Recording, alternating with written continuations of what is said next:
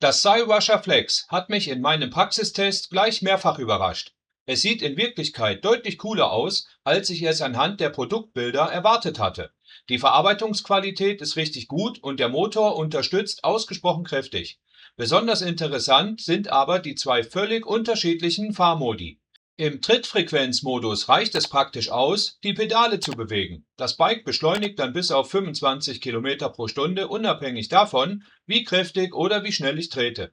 Im Drehmomentmodus reagiert der Modus dagegen auf die Kraft, die ich selbst auf die Pedale bringe. Dadurch fährt sich das Bike wesentlich natürlicher, bietet aber trotzdem eine sehr starke Unterstützung. Hinzu kommen extrem helle, in den Rahmen integrierte Rückleuchten mit Bremslichtfunktion, kräftige hydraulische Scheibenbremsen und eine insgesamt sehr hochwertige Ausstattung. Wie sich das Cyrusher Flex im Alltag fährt und wo es trotz der vielen positiven Eindrücke noch Verbesserungspotenzial gibt, zeige ich euch jetzt. Hallo und herzlich willkommen auf meinem Kanal. In diesem Video teste ich das Cyrusher Flex ausführlich in der Praxis. Dabei handelt es sich um ein vollgefedertes E-Bike mit breiten 27,5 Zoll Reifen, einen in den Rahmen integrierten Akku und kräftigen Hinterradmotor.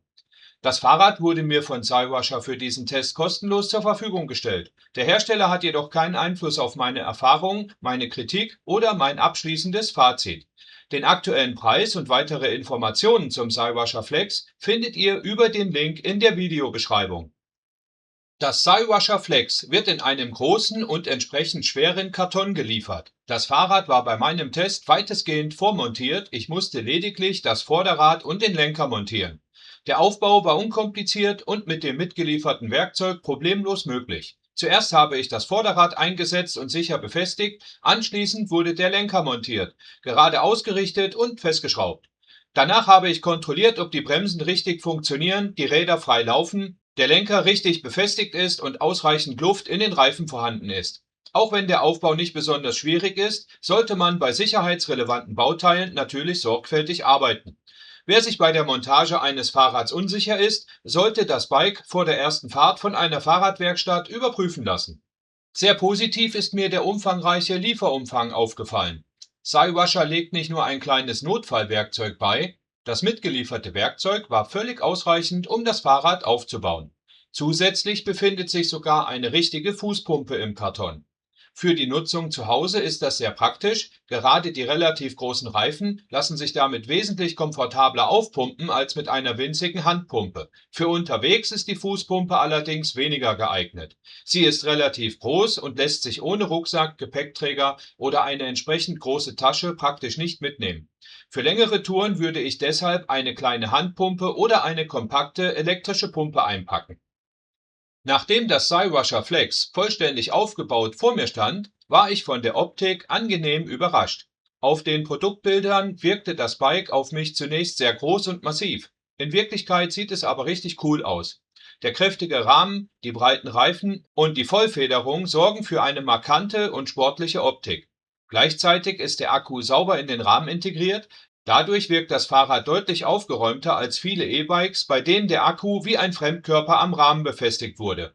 Auch die Kabel und Leitungen sind insgesamt ordentlich verlegt. Natürlich bleibt das Design immer Geschmackssache. Mir persönlich gefällt das Cyrusher Flex aber deutlich besser, als ich es vor der Lieferung erwartet hatte. Auch die Verarbeitungsqualität hinterlässt einen richtig guten Eindruck. Der Rahmen wirkt stabil, die Lackierung sieht sauber aus und die einzelnen Komponenten sitzen ordentlich an ihrem Platz. Nix wirkt billig oder minderwertig. Besonders wichtig für mich ist, wie sich ein Fahrrad auf schlechten Straßen und unebenen Wegen anhört. Beim Cyrusher Flex klappert nichts. Auch auf unruhigem Untergrund entstehen keine auffälligen Geräusche von losen oder schlecht befestigten Bauteilen. Die Griffe, Bremshebel, Schalter und Steckverbindungen fühlen sich ebenfalls hochwertig an.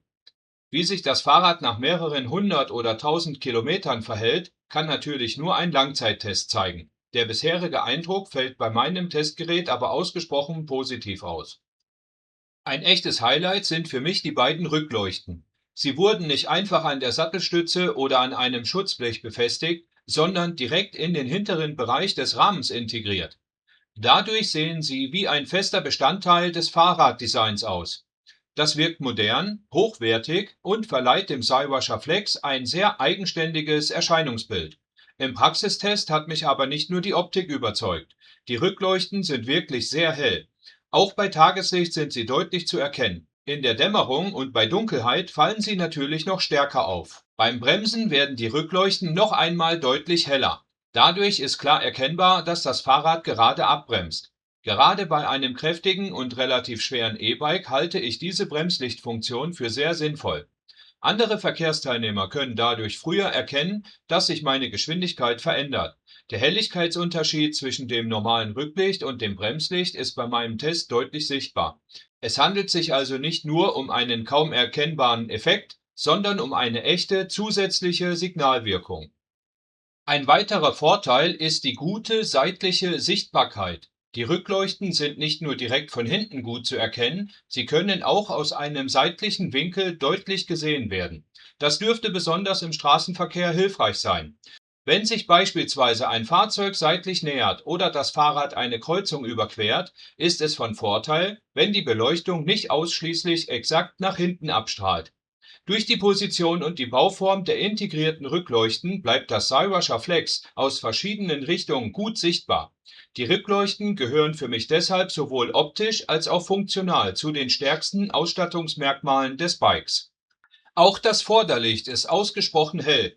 Es reicht nicht nur aus, um von anderen Verkehrsteilnehmern gesehen zu werden, die Fahrbahn vor dem Fahrrad wird tatsächlich ausgeleuchtet. Allerdings gibt es hier einen kleinen Kritikpunkt.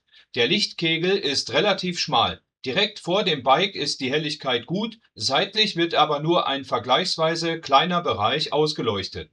Auf einem geraden und gut ausgebauten Radweg ist das kein großes Problem. Auf kurvigen Wegen im Wald oder auf Strecken mit Hindernissen am Fahrbahnrand wäre ein breiterer Lichtkegel aber angenehmer. Die reine Helligkeit ist also gut, die Lichtverteilung könnte aus meiner Sicht jedoch breiter sein. Wer häufig bei völliger Dunkelheit auf unübersichtlichen Wegen fährt, könnte deshalb über eine zusätzliche Fahrradlampe mit breitem Lichtbild nachdenken. Die eigentliche Bedieneinheit links am Lenker ist erfreulich kompakt. Sie nimmt nur wenig Platz ein und wirkt am Lenker nicht überdimensioniert. Trotz ihrer kleinen Abmessung ist das Farbdisplay gut lesbar. Zu sehen sind unter anderem aktuelle Geschwindigkeit, der Akkustand, die gewählte Unterstützungsstufe und verschiedene Streckeninformationen. Auch die Tasten für die Motorunterstützung sind während der Fahrt gut erreichbar.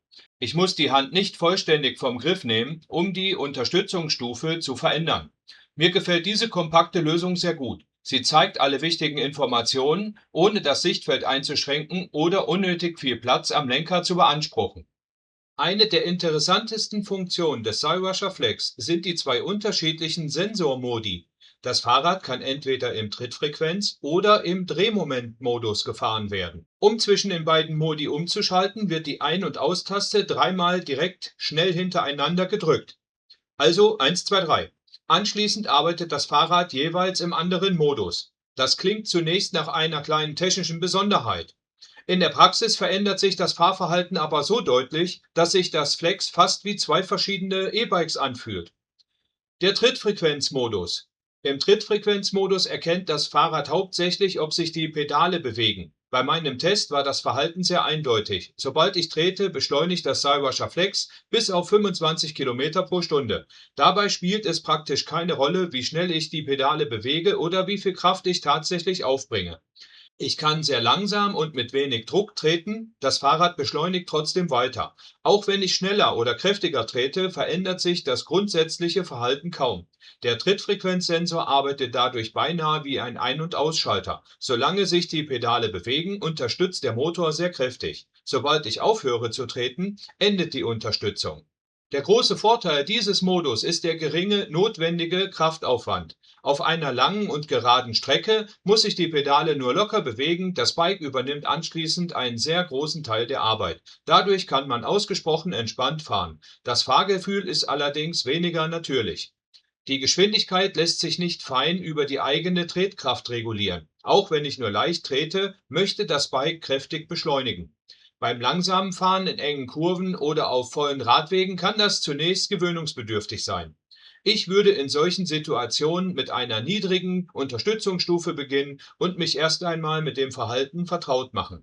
Für lange, freie und ebene Strecken kann dieser Modus dagegen sehr angenehm sein. Wer möglichst wenig eigene Kraft aufbringen möchte, dürfte am Trittfrequenzmodus viel Freude haben. Drehmomentmodus. Deutlich natürlicher fährt sich das Cyrusher Flex im Drehmomentmodus. Hier wird nicht nur erkannt, dass sich die Pedale bewegen, das System misst zusätzlich, wie viel Kraft ich tatsächlich auf die Pedale bringe. Trete ich nur leicht, gibt auch der Motor seine Leistung entsprechend dosiert ab. Erhöhe ich den Druck auf die Pedale, steigt die Motorunterstützung. Trete ich kräftig an, schiebt auch der Motor sofort deutlich stärker. Dadurch passt sich das Fahrrad viel besser an meine eigene Fahrweise an. Ich kann langsam und kontrolliert fahren, ohne dass das Bike sofort mit voller Kraft beschleunigen möchte. Möchte ich dagegen schneller werden oder eine Steigung hochfahren, trete ich kräftiger und bekomme unmittelbar mehr Unterstützung.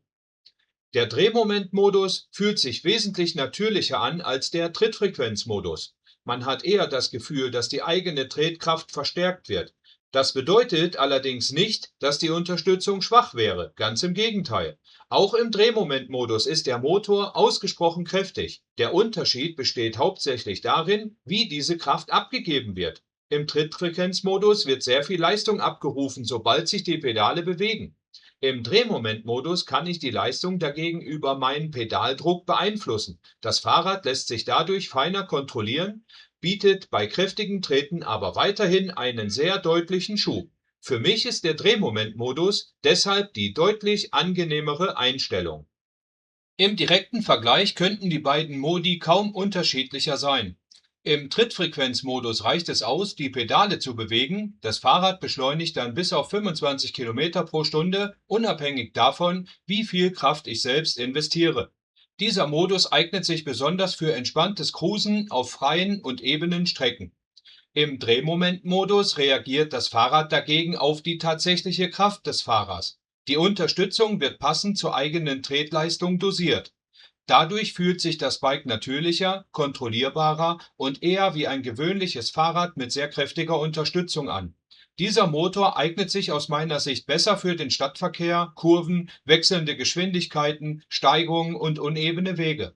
Ich persönlich würde das Cyrusher Flex deshalb überwiegend im Drehmomentmodus fahren. Den Trittfrequenzmodus würde ich hauptsächlich für lange und freie Strecken verwenden, auf denen ich besonders entspannt unterwegs sein möchte.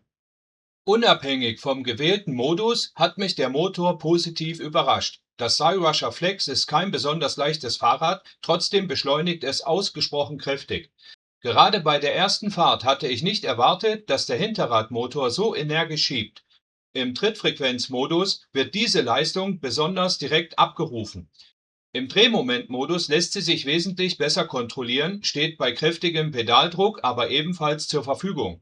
Durch die starke Unterstützung fühlt sich das Bike beim Fahren deutlich leichter an, als das tatsächliche Gewicht vermuten lässt.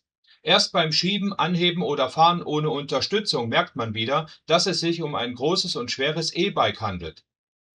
Bei einem schweren und kräftig unterstützenden E-Bike sind gute Bremsen besonders wichtig. Das Cyrusher Flex besitzt vorne und hinten hydraulische Scheibenbremsen und das merkt man auch deutlich. Die Bremsen packen ordentlich zu. Bereits mit relativ wenig Kraft am Bremshebel entsteht eine kräftige Bremswirkung. Gleichzeitig lassen sie sich gut dosieren. Ich kann das Fahrrad sanft verzögern oder bei Bedarf sehr deutlich abbremsen. Das typische, kräftig und gleichzeitig kontrollierbare Verhalten hydraulischer Scheibenbremsen ist beim Flex klar spürbar. Gerade bei Gefälle und höheren Geschwindigkeiten vermitteln die Bremsen ein gutes Sicherheitsgefühl. Auch zur starken Motorunterstützung passen sie sehr gut. Das Cyrusher Flex ist vorne und hinten gefedert. Zusammen mit den breiten Reifen sorgt das für ein sattes und komfortables Fahrgefühl. Schlechte Straßen, kleine Schlaglöcher, Pflastersteine und abgesenkte Bordsteine werden spürbar abgefedert. Das Fahrrad fühlt sich dabei nicht wie ein besonders leichtes und agiles Sportmountainbike an. Es fährt sich eher stabil, kräftig und komfortorientiert. Das hohe Gewicht trägt dazu bei, dass das Bike ruhig auf der Strecke liegt. Auf Schotter, Feldwegen und normalen Waldwegen vermittelt diese Kombination viel Stabilität. Beim langsamen Rangieren oder in engen Kurven ist das hohe Gewicht dagegen etwas stärker zu spüren. Das Cyrusher Flex ist aus meiner Sicht deshalb eher ein komfortables E-Bike für unterschiedliche Untergründe als ein leichtes Mountainbike für sehr technische Trails. Ein wichtiger Punkt beim Cywasher Flex ist auch der mittlere Dämpfer. Der sollte nämlich nicht einfach so gefahren werden, wie er ab Werk kommt, sondern möglichst auf das Fahrergewicht angepasst werden. Je nach Gewicht des Fahrers braucht der Dämpfer mehr oder weniger Druck. Ist zu wenig Druck drauf, kann der Dämpfer zu weich sein und zu schnell zu tief einsinken. Ist zu viel Druck drauf, wird das Fahrwerk unnötig hart und kann schlechter ansprechen.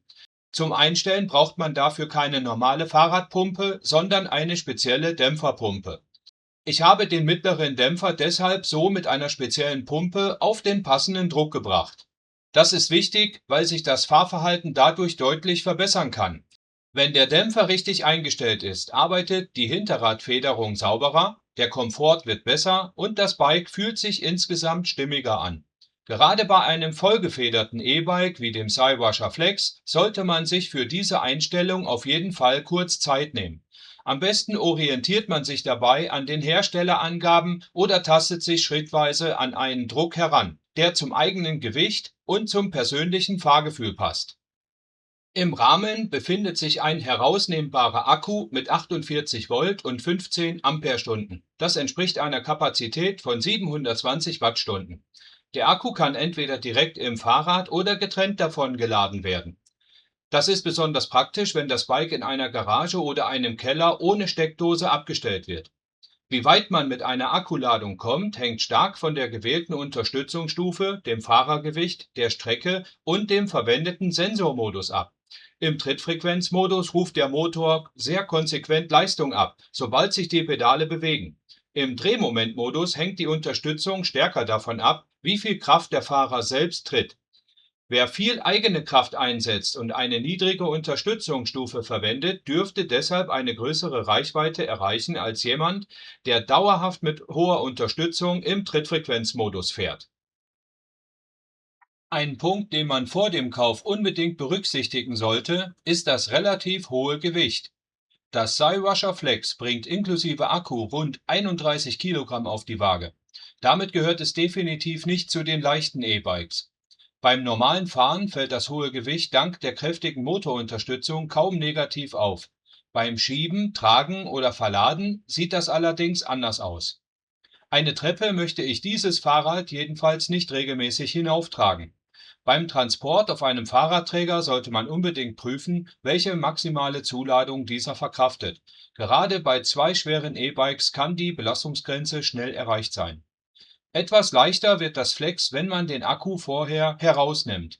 Der Akku wiegt rund 3,9 Kilogramm, sodass das Fahrrad ohne Akku ungefähr 27 Kilogramm auf die Waage bringt. Das hilft beim Verladen durchaus etwas. Ein leichtes Fahrrad wird das Flex dadurch aber natürlich nicht. Wer eine ebenerdige Garage, einen Fahrradschuppen oder einen gut erreichbaren Abstellplatz besitzt, dürfte mit dem Gewicht deutlich weniger Probleme haben. Für eine Wohnung in einem hohen Stockwerk ohne Aufzug wäre das Cywasher Flex aus meiner Sicht dagegen eher ungeeignet. Mein Fazit zum Cywasher Flex fällt insgesamt sehr positiv aus. Bereits beim Auspacken und Aufbauen hat mich das Bike mit seiner Optik und der guten Verarbeitung überrascht. Es sieht richtig cool aus, fühlt sich stabil an und auch auf unebenen Wegen klappert nichts. Ein besonderes Highlight sind die direkt in den Rahmen integrierten Rückleuchten. Sie sind sehr hell, von der Seite gut sichtbar und werden beim Bremsen noch einmal deutlich heller. Die Bremslichtfunktion ist klar erkennbar und dürfte gerade im Straßenverkehr einen echten Vorteil bieten. Auch das Vorderlicht ist hell. Der Lichtkegel könnte allerdings breiter sein, da nur ein relativ schmaler Bereich direkt vor dem Bike ausgeleuchtet wird.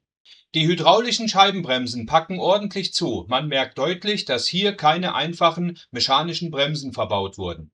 Auch der Motor hat mich positiv überrascht. Trotz des hohen Fahrradgewichts beschleunigt das Cywasher Flex ausgesprochen kräftig.